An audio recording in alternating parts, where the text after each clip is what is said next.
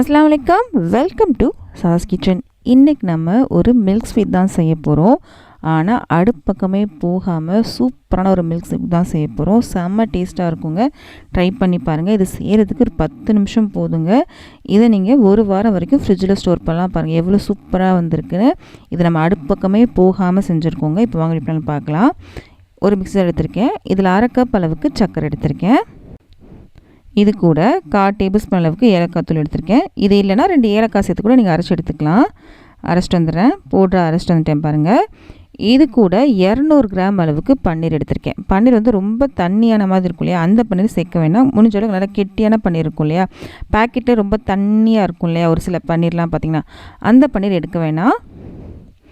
இதையும் சேர்த்து நல்லா க்ரீம் மாதிரி அரைச்சிட்டு வந்துடலாம். அரைச்சதுக்கப்புறம் உங்களுக்கு காமிக்கிறேன். அரைச்சிட்டு வந்துட்டேன் பாருங்கள், எவ்வளோ ஒரு க்ரீம் மாதிரி இருக்குது பார்த்திங்களா. இதை வந்து ஒரு பாத்திரத்துக்கு மாற்றிட்டேன். இது கூட நம்ம 1 கப் அளவுக்கு பால் பவுடர் எடுத்திருக்கேன். பால் பவுடர் வந்து கடையிலலாம் கிடைக்கும் இல்லையா, பேக்கெட்லலாம் கிடைக்கிது, அதை கூட நீங்கள் எடுத்துக்கலாம். 1 கேஜியும் கிடைக்கிது, 10 ரூபா பேக்கெட்லேயும் கிடைக்கிது இல்லையா. 10 ரூபா பேக்கெட் எடுத்தால் கூட உங்களுக்கு 10 ரூபாவில் ஒரு 5-6 பேக்கெட் எடுத்திங்கன்னா உங்களுக்கு கரெக்டாக வந்துடும். 1 கப் அளவுக்கு பால் பவுடர் எடுத்திருக்கேன். இது கூட நான் இன்றைக்கி நட்ஸ் வந்து பிஸ்தா எடுத்திருக்கேன். உங்களுக்கு பிடிச்ச மாதிரி ஃப்ளேவர் நீங்கள் எடுத்துக்கோங்க. நட்ஸ் சேர்க்குறது ஆப்ஷனல் தாங்க. பிஸ்தா தான் சேர்க்கணும்லாம் அவசியம் இல்லை. உங்களுக்கு எந்த நட்ஸ் பிடிக்குமோ அந்த நட்ஸ் சேர்த்துக்கலாம். இல்லைன்னா நட்ஸ் சேர்க்காமல் கூட இருக்கலாம். இப்படி கொஞ்சம் கொஞ்சமாக கலந்து விடுங்க. நான் சொன்ன மாதிரி பன்னீர் எடுத்திங்கன்னா 1 கப் பால் போட்டு வந்து கரெக்டாக இருக்கும்.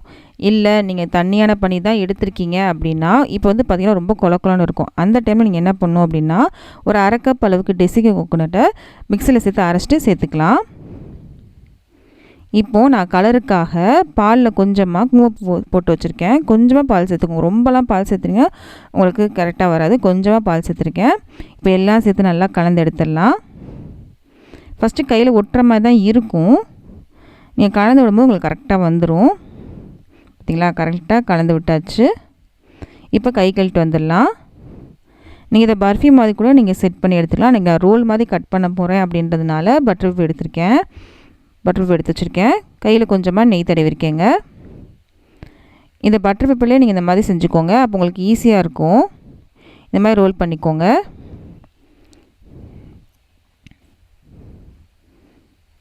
ஓரளவுக்கு ரோல் பண்ணியாச்சு. இது மேலே நான் அன்றைக்கி பிஸ்தாவை கட் பண்ணி வச்சுருக்கேன், அதை நான் சேர்த்துக்கிறேன். எல்லா இடத்துலையும் இருக்க மாதிரி இது மாதிரி பிஸ்தாவை நல்லா தூவி விட்டுக்கோங்க. பிஸ்தா செய்ததுக்கப்புறம் சில்வர் பேப்பர் இருக்கு இல்லையா, அதை நான் எடுத்திருக்கேன். இது வீடியோக்காக தான் எடுத்திருக்கேன். இது ஆப்ஷனல் தான். இது பார்க்க கொஞ்சம் அழகாக இருக்கும் அப்படின்றதுக்காக தான் அந்த மாதிரி எடுத்திருக்கேன். ஃபுல்லாக வைக்காமல் அங்கே வச்சுக்கிறேன். இது பார்க்குறதுக்கு கடையில் வாங்கின மாதிரி இருக்கும் இல்லையா, அதுக்காக தான் நம்ம வச்சுருக்கேன். இதுக்கப்புறம் நம்ம பட்டர் பேப்பர் வச்சுருக்கோம் இல்லையா, அதிலே நல்லா ரோல் பண்ணிக்கலாம். டைட்டாக ரோல் பண்ணிக்கலாம். இப்போ கரெக்டான ஷேப் கொடுத்துக்கோங்க. இப்போ கொடுக்குற ஷேப் தான் லாஸ்ட் வரைக்கும் இருக்கும். ஒரு 1/2 மணி நேரம் நம்ம ஃப்ரிட்ஜில் வைக்க போகிறோம். பாருங்கள், இப்போவே நான் வந்து கரெக்டான ஷேப் கொண்டு வந்துக்கிறேன். நல்லா டைட்டாக இந்த மாதிரி ரோல் பண்ணிக்கோங்க. முடிஞ்ச அளவுக்கு நல்லா டைட்டாக ரோல் பண்ணுங்கள். ரோல் பண்ணியாச்சு. இதை வந்து ஃப்ரிட்ஜில் ஒரு 1/2 மணி நேரம் வச்சுக்கலாம். இப்போ 1/2 மணி நேரம் ஃப்ரிட்ஜில் வச்சு நல்லா எடுத்துகிட்டு வந்திருக்கேன். நல்லாவே செட் ஆயிடுச்சு. இது செட் ஆகிறதுக்காக தான் நம்ம ஃப்ரிட்ஜில் வச்சுருக்குதே. கட் பண்ணுறதுக்கும் ஈஸியாக இருக்கும். பட்டர் எடுத்துட்டோம். இப்போது நம்ம வந்து கட் பண்ணிக்கலாம். இந்த ஓரங்களை மட்டும் நம்ம கட் பண்ணி எடுத்துக்கலாம்.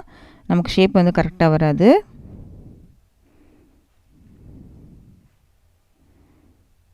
பாருங்கள் எவ்வளோ சூப்பராக வந்துருக்குன்னு. செம்ம சூப்பராக இருக்குங்க. ட்ரை பண்ணி பாருங்கள். ட்ரை பண்ணி பார்த்துட்டு எப்படி இருந்து மறக்காம கமெண்ட் சொல்லுங்கள். இந்த வீடியோ பிடிச்சினா ப்ளீஸ் லைக் பண்ணுங்கள். லைக் பண்ணாத நிறைய பேருக்கு ரெக்கமெண்ட் ஆகும். நிறைய பேர் சப்ஸ்கிரைப் பண்ணாமல் தான் பார்த்துட்ருக்கீங்க. ப்ளீஸ் சப்ஸ்கிரைப் பண்ணுங்கள். இந்த மாதிரி ரெசிபிஸ்லாம் உங்கள் ஃப்ரெண்ட்ஸ்க்கும் ஃபேமிலிஸ்க்கும் பிடிக்கும் அப்படின்னா அவங்களுக்கு இந்த வீடியோ ஷேர் பண்ண மறக்காதீங்க. நம்ம அடுத்த வீடியோவில் சந்திக்கலாம்.